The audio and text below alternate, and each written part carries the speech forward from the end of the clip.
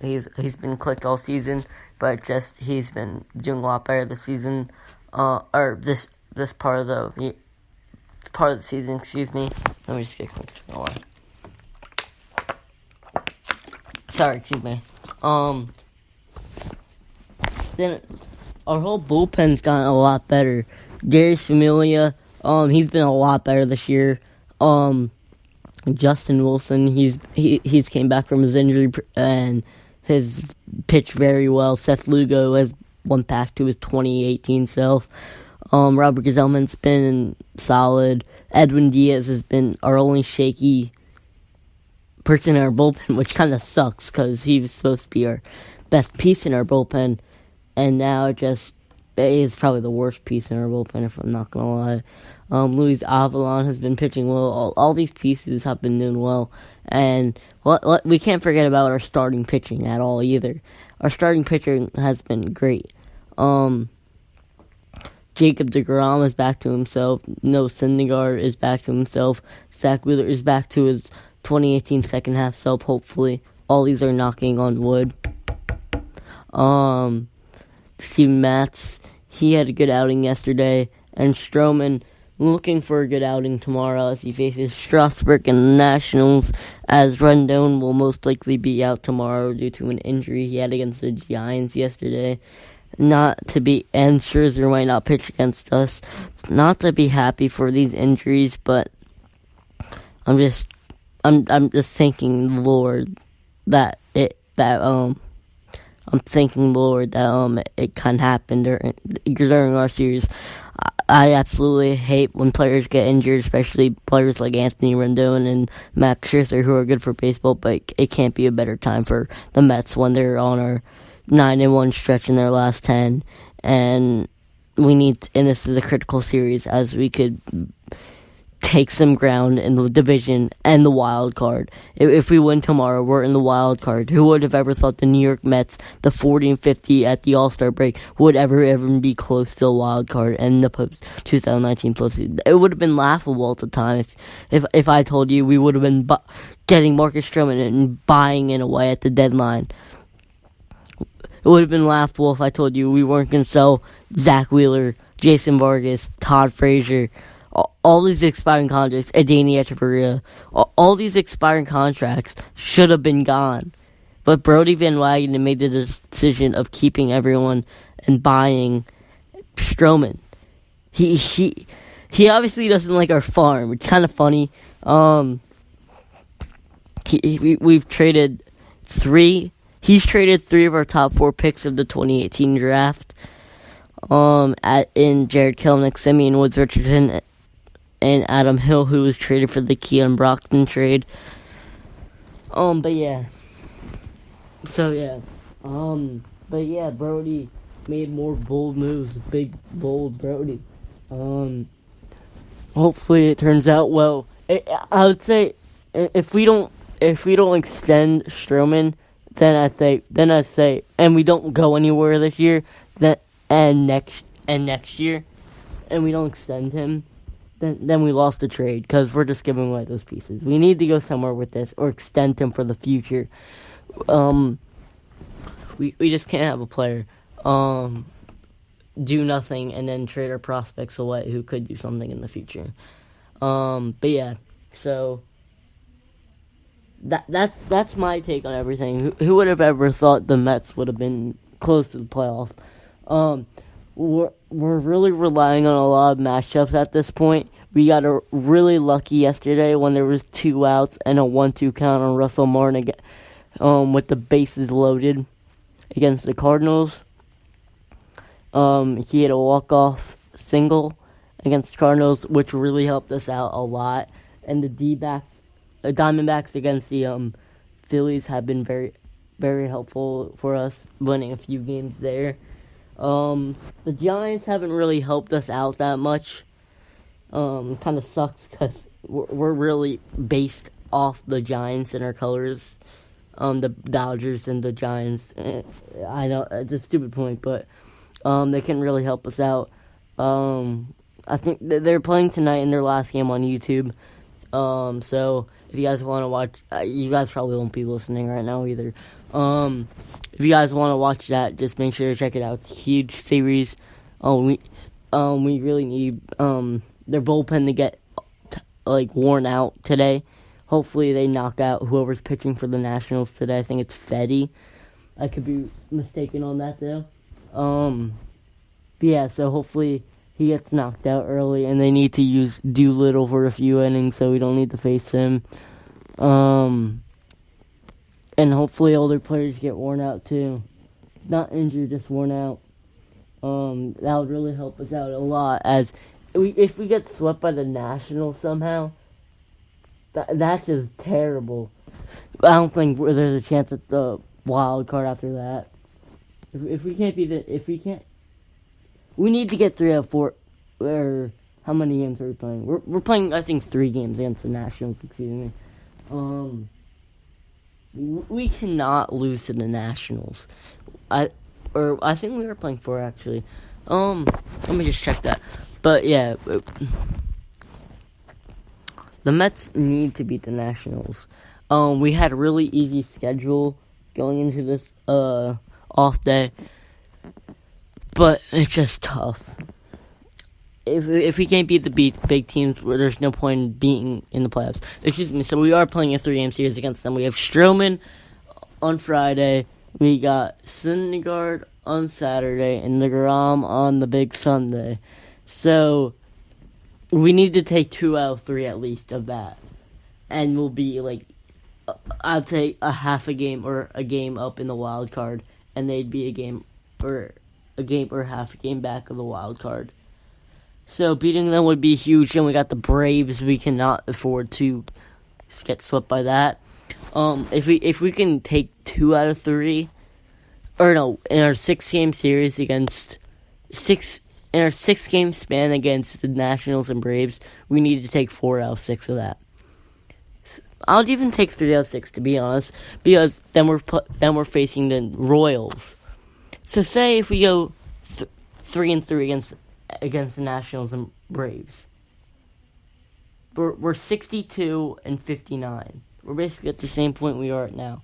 Nothing happens, except we go up and the Nationals go down. Then we go into the Royal series. We take 3. We sweep them, knocking on wood once again. All this knocking on wood. Say we sweep the Royals. We are 65 and 59. Then we go into the Indian series, which will be tough. I know I'm going way into depth with this, but just you have to look at it like that. I'll be attending the first game of the Indians game, so that's gonna be a huge game coming back from the Royal series, as it's just gonna be a big series for us. So then we play the Braves, Cubs, Philly. So we have a really tough schedule, August, early September. It's gonna be really tough. It really is. We need to win 4 out. I'll say we need to win 4 out of 6 of the Braves and the Nationals. We need to attack the Braves early. The Braves bullpen is a little upgrade from what they did at the deadline, but I'm still not sold on it. I still think we can beat them. They had a good first half, and that's why they're up. We need to have a little bit of support going into this really tough schedule, so we need to get as many games as we can against this 6-game series against the Braves and the Nationals. Yeah, so if we can't do that, then we shouldn't be in the playoffs. If we get swept by any of these upcoming teams, we shouldn't be in the playoffs. Teams that we're going to see in the playoffs are going to be like the Dodgers, the Cubs. Every single game, there's not going to be a break in the playoffs. I really don't know how we did in 2015, but we just have to have a team that has a lot of fight and a good defensive team, which we really didn't have in 2015. We had Kadire in left or right field. We had Daniel Murphy at second base. David Wright was good, but it wasn't amazing. Lucas Duda was Trastrano was a bad catcher, and Ruben Tejada, he was good defensively actually. But yeah, and Michael Conforto was a rookie at the time, so I really don't know how he got there. But we have a lot of people who've been in the postseason or in the World Series, Series. So Wilson Ramos has been in the postseason and once in his career. I don't know when, but he definitely has. He's definitely been in big games. If Robinson Cano is back by then, he's definitely been. He won a World Series. Then Ahmed Rosario, he has no experience. Todd Frazier has experience. Michael Conforto has experience. It depends on who you play. A lot of these players have experience. Half the Mets pitching rotation has experience. Half the Mets bullpen has experience. Justin Wilson has experience. Edwin Diaz doesn't, so I'm encouraged about him. Familia has experience. He was in the wild card game last year. He pitched last year in the wild card, actually. Yeah, so all these pitchers have experience in the postseason. We just have to get there now. The offense is on fire. Everyone's on fire. The fans are gonna pack the crowd Friday. I just checked out tickets. It's almost, it'll be packed. There's barely any seats in. If they are, they're nosebleed. The fact is, we have all the fans on the Mets side. We just need to do something with it. We need to take the momentum we have, go a 9-1 in the last 10 games, 13-1 in the last 14 games. That should be momentum. We need to use it. And these aren't like teams like the Dodgers, the Astros, the Yankees. This is the Braves and Nationals, two questionable teams. They have a good amount of holes, especially the Nationals, who have injuries. We need to do this. We need to win these games. Because it's not going to get any easier, I can tell you that. It's not going to get any easier.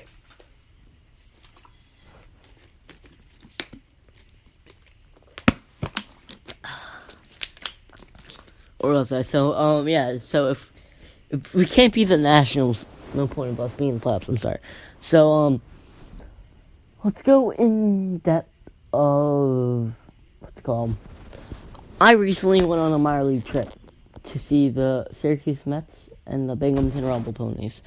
So with these last 2.5 minutes we have on this podcast, I'll just let you guys know, do a little minor league tour. I went on this a week and a half ago, so I'll just let you guys know. So I went to the Syracuse game. I went there early. It was pretty decently packed. I would say a few thousand, maybe 4,000 there. Not entirely packed, but it was against the I believe the Tigers farm system at AA. But yeah, we had Corey Oswald on the mound. He pitched well. But yeah, it was beautiful. It wasn't a beautiful stadium, excuse me. It was a good stadium. Seating was good.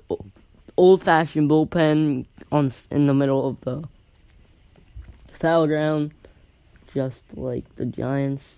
But yeah, it was solid. I got a ball there. Didn't get any autographs. Players aren't too nice there, and like in autograph wise, because they don't want to be in the major leagues, and I don't know why they're there. But it was a good stadium, a pretty good stadium. Yeah. So and then, they ended up winning. We saw Aaron Altherr home run. We saw Travis Tajaran home run. We saw Arismendi Alcantara home run. And then we went to the Rumble Ponies game, and that was probably the best. That's probably the best experience I've ever had in my life. So we got in contact with the PR guy, public relations guy, and I got to go up to the booth, meet all the people in the booth. They get me to meet a few players. I got a picture with Andres Gimenez, our number 3 prospect. I got a bunch of autographs from the players. They were super nice, and it was a great game. They won it in the 8th inning, and it was just a great experience all around. It was raining before. It turned into a beautiful day.